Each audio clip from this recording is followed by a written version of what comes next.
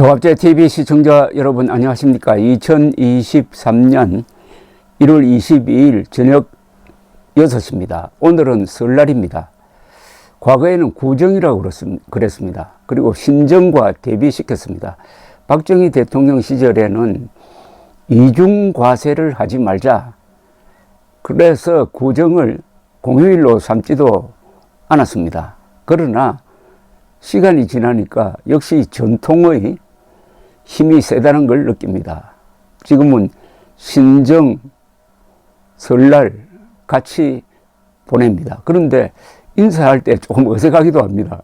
요사이 만나면은 새해 복 많이 받으십시오 하는데 사실상 새해가 공식적으로 시작된 지가 20일이 넘었는데 일단 전통과 대결하려고 하는 정치는 실패할 가능성이 많습니다. 그런데 근대화라는 것은 그 전통을 부정하는 건 아니지만은 그 전통 속에서 나쁜 것을 수술하고 좋은 것으로 대체하는 작업이 근대화입니다. 박정희 대통령은 근대화 혁명가였습니다. 그러니까 얼마나 어려운 싸움을 했겠습니까? 박정희 대통령이 1979년 10월 26일 그렇게 돌아가신 것도 어떻게 보면은 이 전통과의 싸움에서 상처를 입은 면이 있습니다. 그때의 이 전통이라는 것은 또 새로 등장한 민주주의와 서로 손을 잡아가지고 더 힘이 셌습니다. 박정희 대통령이 그런 점에서 참 외로운 분이었다는 생각을 가끔 할 때도 있습니다. 박정희 대통령은 위대한 근대화 혁명가로서 20세기의 10대 지도자에 꼽혀야 될 분입니다. 최단 시간 내에 최악의 조건에서 최소한의 희생으로 최대의 업적을 남긴 위인이죠. 이승만 대통령과 더불어. 그러나 이분이 실패한 면이 있습니다. 정치에서 실패했습니다. 정치에서 실패했으므로 지금도 박정희 대통령은 제대로 평가를 받지 못하고 있습니다. 이승만 대통령도 정치에서 실패했습니다. 그래서 지금 그렇게 국민들 속에서 잊혀지고 있습니다. 이 정치에서 실패하면은 건국 대통령도 근대화 대통령도 이렇게 푸대접을 받게 되는 것입니다. 윤석열 대통령 법치를 제대로 세운다면은 그 업적에서 이승만, 박정희를 잇는 위대한 대통령이 될 수도 있고 앞으로 정계 과정에 따라서는 통일 대통령이 될 수도 있는 사람입니다. 그러나 정치에 실패하고 있는 게 아니냐 하는 생각이 들어서 옛날로 다시 기억을 돌려서 한번 생각해 보겠습니다.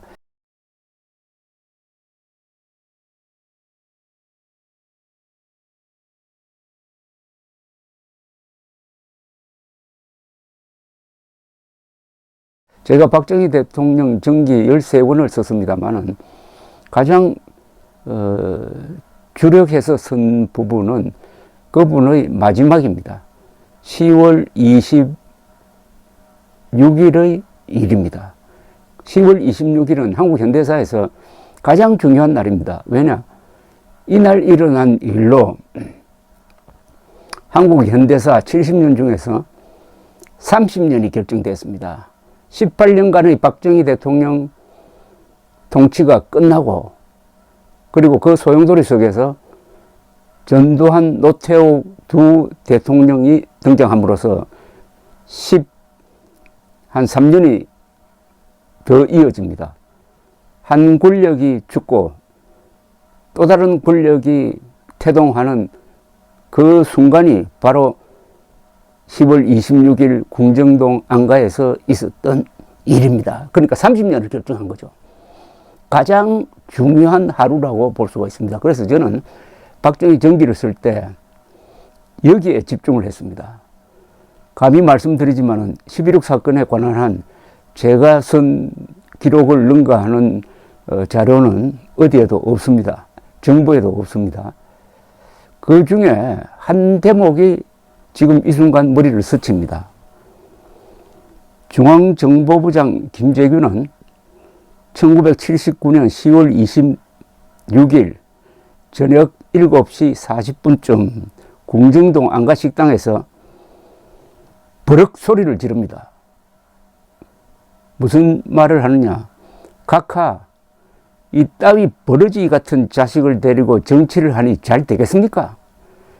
그동안 침울하게 가만히 있던 김재규가 병력과 같이 소리친 게 이 이야기입니다.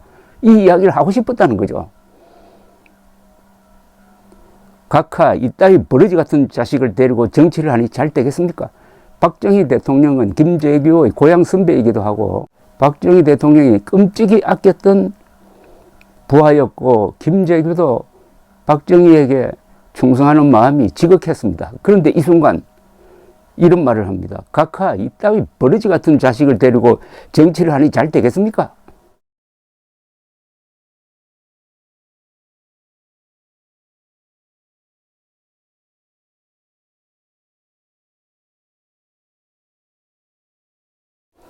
그러면서 총을 쏘는 겁니다. 여기 바로 정치의 실패가 딱 그대로 적혀 있습니다. 버러지 같은 자식을 데리고 정치를 하니 잘 되겠습니까?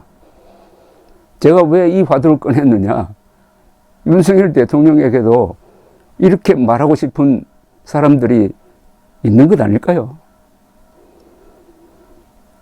그런 소리를 지르더니 차지철을 먼저 쏘았습니다.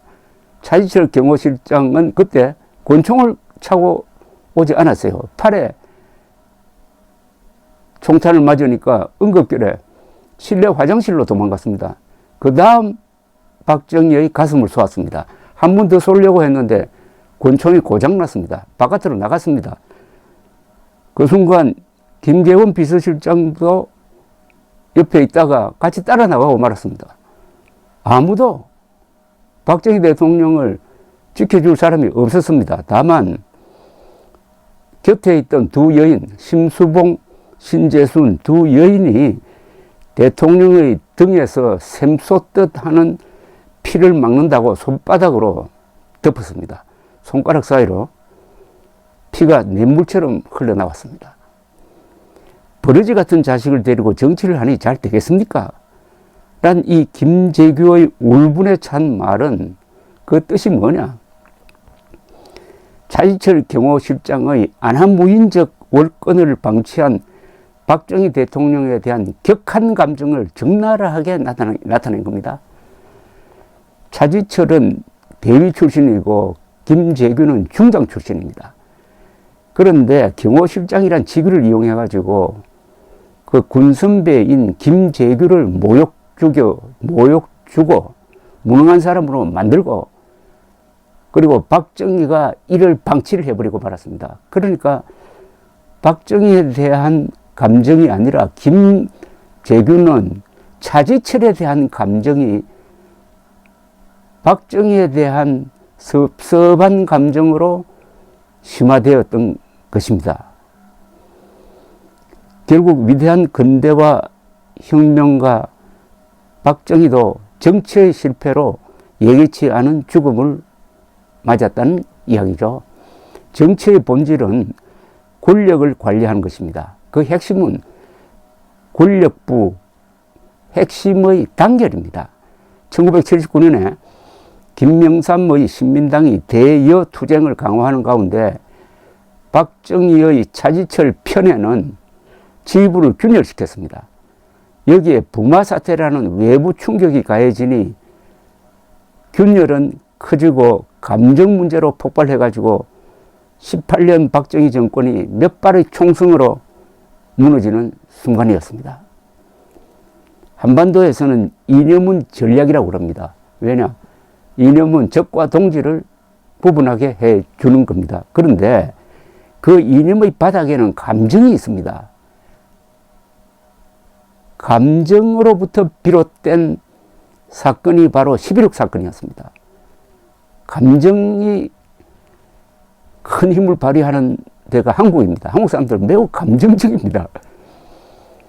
누구한테 공개적으로 모욕을 당하면 평생 잊지를 못합니다. 말 한마디가 어떤 인간관계를 파탄으로 몰고 가기도 합니다. 그러나 유럽 사람들, 이 비교적 게르만족 이런 사람들이 이성적이죠. 그런 감정에 잘 치우치지 않습니다. 그런데 한국 사람들은 달라요. 그래서 어떻게 보면 한국의 정치는 감정을 잘 관리하는 것이라고도 볼 수가 있습니다.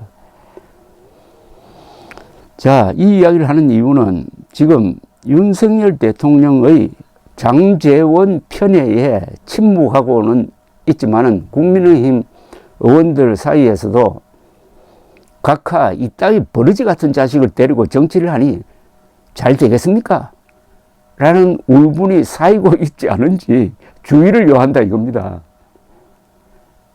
더구나 공직선거법은 대통령 등 공무원의 당내 경선 개입을 금지하고 있습니다. 어기면 징역 5년까지 때릴 수 있습니다. 윤석열 중앙지검장은 2018년 초 박근혜 당시 대통령이 2016년 총선의 새누리당 내 공천에 관여했다고 공직선거법 위반 혐의로 기소를 해가지고 징역 2년형을 받게 했습니다. 그럼에도 머리 작은 사람이 권력의 모자를 쓰면은 눈을 가려 자신의 행동을 법적 잣대로 보지 못하게 만드는 면이 있습니다. 특히 윤석열 대통령보다는 그 주변에 있는 사람들, 특히 공무원 신분에 있는 사람들이 윤석열 대통령이 장제원 편이고 장제원을 시켜서 김기현 의원을 당대표로 만들려고 하는 의지가 분명하니까 우리가 좀 무리를 해도 누가 우리에게 손을 대겠느냐 이렇게 생각하면 큰일 납니다. 그걸 지켜보고 있는 사람이 있을 것이고 폭로가 있을 수도 있고 나중에 수사가 들어가면은 꼼짝달싹 못하게 되는 이런 지뢰밭이 하나 지금 깔리고 있는 것 아니냐는 생각이 듭니다.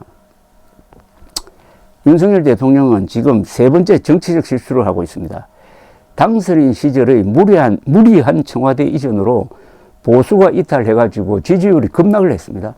그래서 퇴임하는 문재인 대통령 지지율이 출범하는 윤석열 대통령 지지율을 앞서는 희한한 일이 벌어졌던 적이 있습니다. 그 뒤에 지난해 7월부터 한 석 달 동안 이준석 밀어내기로 당내가 혼란에 휩싸이니까 젊은 층이 지지를 철회해가지고 이번에는 지지율이 20%대로 떨어졌던 적이 있습니다. 그러다가 민노총의 파업에 엄정하게 대응하는 것을 계기로 해가지고 지지율이 많이 회복되었습니다. 안보에 있어서 당당한 모습을 보여줍니다. 그런데 이번에는 장제원 의원을 시켜가지고 김기현 의원을 당대표로 당선시키려고 무리를 하니 2019년 광화문 광장의 투사, 여전사죠. 나경원 전 의원까지 반윤 우두머리가 되고 있습니다. 48명의 초선 의원들이 무슨 김정은을 규탄하듯이 김정은 규탄할 때보다 훨씬 더 감정적인 표현을 담은 성명서를 발표를 했습니다. 그런데 이렇게 하면은 대통령 권력이 무서워서 다 따라갈 것 같죠? 그렇지 않습니다. 인간은 감정의 동물입니다. 무엇인가 감정이 어디서 쌓이고 있을 겁니다. 어디서 쌓인다 이거죠. 그래서 한국에서 저는 정치의 80%는 감정이라고 보는 사람입니다. 장제원을 감싸는 윤석열 대통령에게 실망한 그 누군가가 각하 이따위 버러지 같은 자식을 데리고 정치를 하니 잘 되겠습니까? 라고 소리친다면 어떻게 됩니까? 법치, 경제, 안보에 성공해도 정치에 실패하면은 모든 게 무효가 되는 수가 있습니다. 특히 한국에서. 각하 이따위 버러지 같은 자식을 데리고 정치를 하니 잘 되겠습니까? 라고 소리치고 싶은 그 누군가는 국민의힘 당원일 수도 있고 일반 국민일 수도 있습니다. 국민의힘 당원들이 그렇게 생각한다면은 이번 당내 경선에서 김기현 의원이 떨어지고 안철수 의원이 결선 투표에서 당선될 가능성을 배제할 수가 없습니다. 윤석열 대통령은 이명박 박근혜 전 대통령이 왜 감옥에 갔는지 그 누구보다도 잘 아는 사람 아닐까요? 윤석열 대통령은 법치 대통령으로 기록되길 바랄 겁니다. 그러나 아무리 법치를 잘해도 정치에 실패하면은 이승만, 박정희 두 분이 권좌에서 물러난 이후에 어떤 대우를 받았는지 거기에 답이 있을 것이라고 생각합니다. 감사합니다.